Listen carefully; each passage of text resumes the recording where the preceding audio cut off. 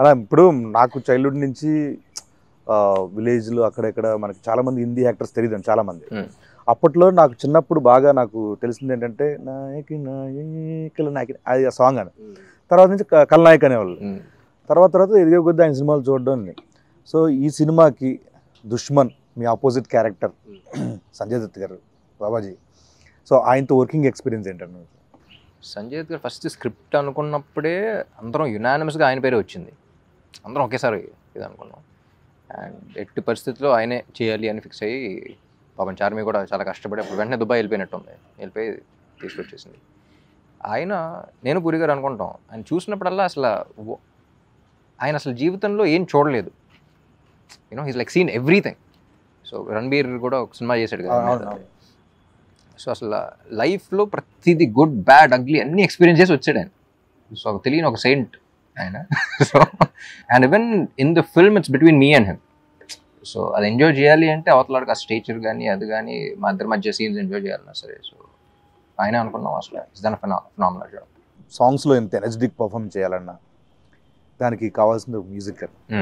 పైగా మీ కాంబోలో already Ismart Shankar blockbuster audio cinema పరంగా. సో మళ్ళీ సేమ్ అంతే ఎనర్జీ సాంగ్స్ ఇచ్చారు, ఊపేస్తున్నాయి ఇప్పుడు యూట్యూబ్లో. సో మణి శర్మ గారి గురించి. మణి గారు నేను పార్ట్ 1 అప్పుడు పూరి గారు కూడా చెప్పాను. సో నాకు one of my favourite music director combos Mani garu and puri గారు. వాళ్ళ సినిమాల్లో కొన్ని బ్లాక్ బస్టర్స్ ఇండస్ట్రీ హిట్స్ ఉన్నాయి. కొన్ని ఆడని సినిమాల్లో కూడా ఆడియో నాకు చాలా ఇష్టం. సో ఇస్మార్ట్ శంకర్ అప్పుడు అనుకున్నాం, దీనికి అదే అనుకున్నాం. ఎందుకంటే ఇండివిజువల్గా వేరు, కొంతమంది కలిసినప్పుడు వచ్చే ఎనర్జీ వేరు. So I believe in that energy అలా. అండ్ నాకు తెలిసి వాళ్ళిద్దరు కలిస్తేనే నాకు తెలిసి 2-5 minute డిస్కషన్స్ ఉంటాయి.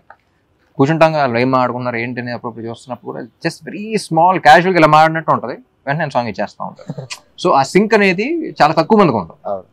సో నేను బాగా నమ్మిన కాంబినేషన్ అండ్ బాగా ఎంజాయ్ చేసిన కాంబినేషన్. వాళ్ళు కూడా నమ్మారు.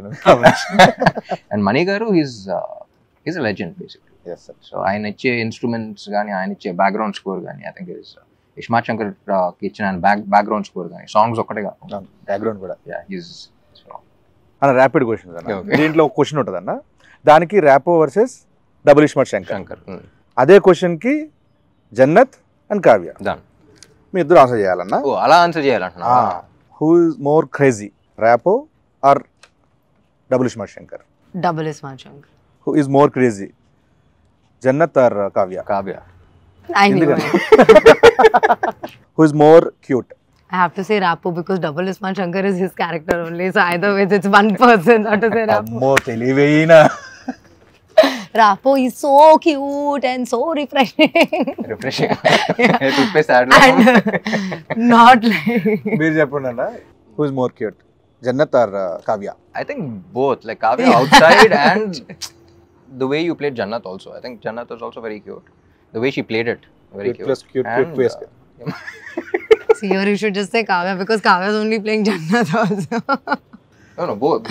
Yeah, no, character-wise also. Yeah. Who has more sense of humor, Rapo or double Ismaart Shankar? Ram is very funny, definitely. I find him extremely hilarious. Yeah, we laugh all the time. Jannat or Kavya? I laugh at Jannat. I laugh with Kavya. Yeah. Who is more hot, Rapo or double Ismaart Shankar? Double Ismaart Shankar. He's very hot-headed. Very hot-headed. Who is more hot, Jannat or Kavya? You can say both. Jannat can only be hot if Kavya is hot, no? So it's Kavya. Yeah, see.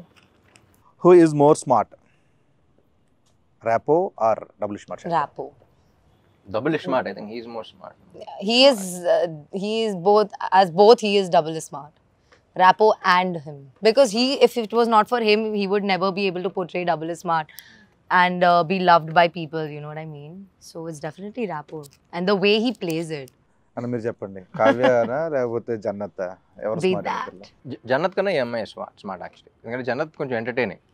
First scene ఒకటి ఉంటుంది, ఈ అమ్మాయి auto కోసం wait చేస్తున్నప్పుడు అది ఉంటుంది కదా, auto అక్కడ కాలు పెట్టి వచ్చి ఇద్దరు వస్తే కాజానే అంటాడు. అంటే ముజే ఉద్దరు చూడోగే అంటే అయిపోయింది అనుకున్నాం. అసలు ఎవడన్నా ఇలా అంటాడు ఆటోలో కనపడితే అమ్మాయిని ఎక్కుద్దా, బుద్ధున్న అమ్మాయి ఎక్కుద్దా అనుకున్నాం. Jannat definitely is not smart.